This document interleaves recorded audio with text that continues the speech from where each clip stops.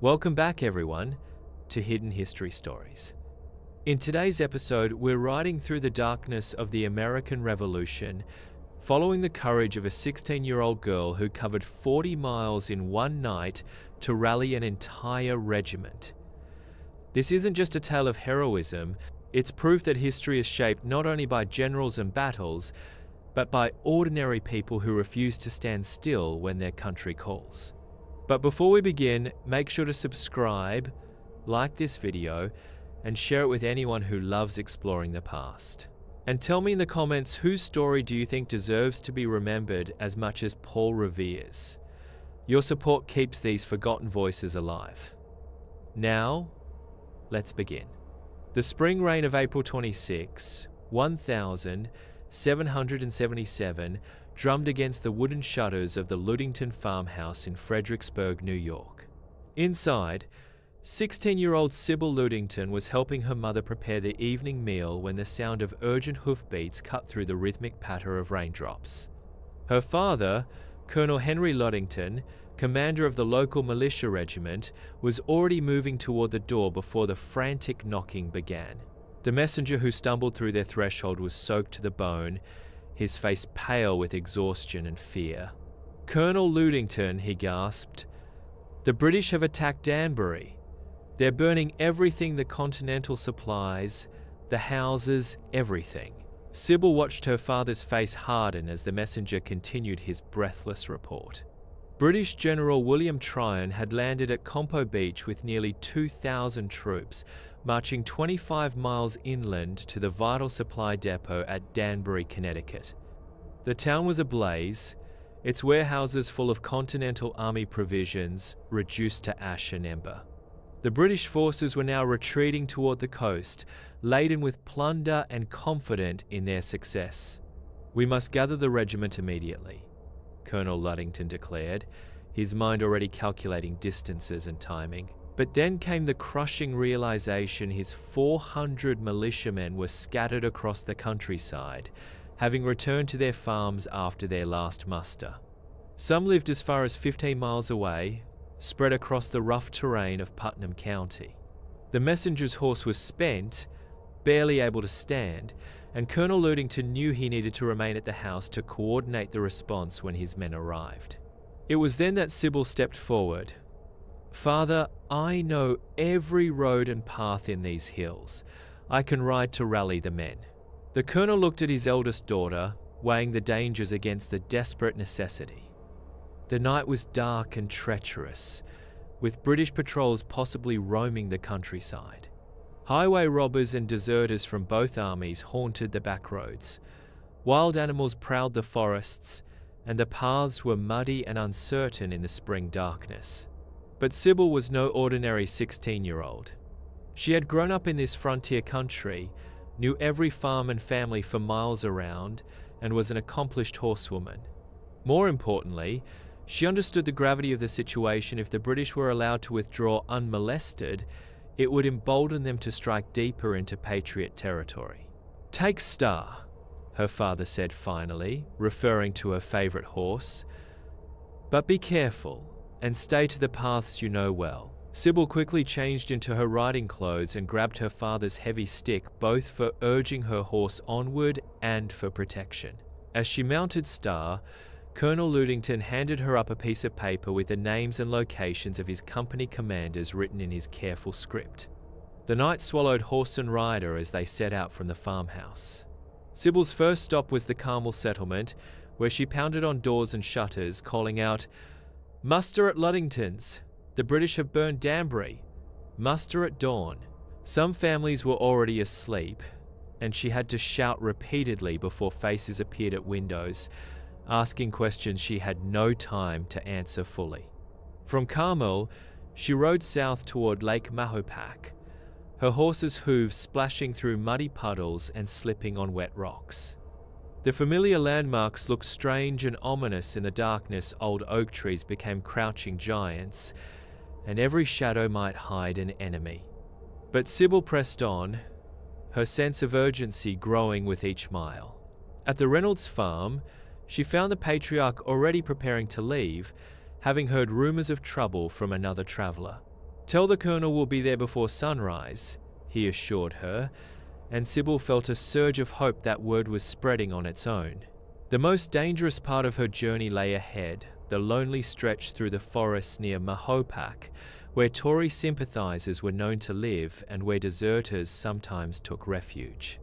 As Starr picked her way carefully along the narrow trail, Sybil heard movement in the underbrush. Her heart pounded as she urged her horse faster, clutching her father's stick tightly. A figure stepped out from behind a large pine tree, and for a moment, Sybil thought her mission might end in disaster. But the man called out a familiar greeting. It was Samuel Hopkins, one of her father's trusted sergeants, who had been making his own rounds to alert nearby militiamen. "Miss Sybil, what are you doing out here alone?" She quickly explained her mission, and Hopkins nodded grimly. "I'll take the eastern farms, then meet you at your father's place," he said, and they parted ways, each racing against time. As the night wore on, Sybil's voice grew hoarse from calling out her urgent message. Her hands were numb with cold, and Starr was beginning to tire from the difficult terrain and constant pace. But she continued her circuit, riding through Stormville, past the Presbyterian Church, and onto the scattered farms beyond. At the home of Captain Joseph Boyd, she found the entire family already awake and preparing. Boyd's wife pressed a cup of warm cider into Sybil's hands while the captain gathered his musket and powder horn. "The boys will be ready to march within the hour," he promised. The eastern sky was beginning to show the faintest hint of grey when Sybil finally turned Starr toward home, having covered nearly 40 miles of dangerous terrain. Her mission had taken her in a great loop through Putnam County, and she estimated she had alerted nearly the entire regiment. She crested the hill overlooking her family's farm. She was amazed to see flickering lights and the silhouettes of men gathering in the yard below. Groups of militiamen were arriving from all directions, some carrying lanterns, others leading their horses, all responding to her midnight call to arms. Colonel Ludington embraced his exhausted daughter as she dismounted, noting her mud-splattered clothes and the weary condition of her faithful horse. "Well done, Sybil, well done indeed." By dawn, nearly 400 militiamen had assembled at the Ludington farm, an almost complete muster achieved in just a few hours through one young woman's courage and determination. The regiment immediately began their march toward Danbury, hoping to intercept the British forces before they could reach their ships. The pursuit that followed became known as the Battle of Ridgefield. Though the British had burned much of Danbury and escaped with considerable plunder, the rapid response of the American forces, made possible by Sybil's ride, prevented them from establishing a permanent foothold in the region.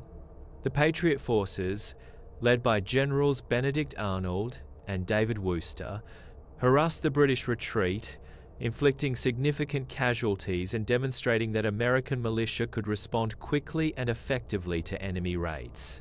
General Wooster, a hero of the French and Indian War, was mortally wounded in the fighting, but his sacrifice, along with the quick mobilization achieved through Sybil's efforts, turned what could have been a devastating British success into a costly Pyrrhic victory. In the weeks that followed, word of Sybil Ludington's midnight ride spread throughout the region. Unlike Paul Revere's famous ride 2 years earlier, which covered about 20 miles and ended in capture, Sybil had successfully completed her entire circuit, covering twice the distance through more dangerous territory and achieving her objective of mustering the militia. Her story exemplified the crucial role that civilians, including women and young people, played in the Revolutionary War. While armies clashed in formal battles, the success of the Patriot cause often depended on ordinary people performing extraordinary acts of courage and dedication. Sybil continued to support the war effort throughout the conflict, helping to gather intelligence about British and Loyalist activities in the region. Her father's regiment remained active in defending the Hudson Valley, and the Ludington farm became an important gathering place for Patriot militia and a safe haven for Continental Army messengers. The British never again attempted a major raid so deep into the Connecticut and New York countryside, partly because of the demonstrated ability of American forces to respond rapidly to such threats. Sybil's midnight ride had shown that the Patriots had created an effective network of communication and mobilization that could turn farmer soldiers into a fighting force in a matter of hours. Years later, when Sybil had become Mrs. Sybil Ogden and raised a family of her own, she would tell her children and grandchildren about that wild night in April 1777. She spoke not of heroism or fame, but of duty, the simple recognition that when her country needed someone to act, she had been in the right place at the right time, with the right skills and the courage to use them.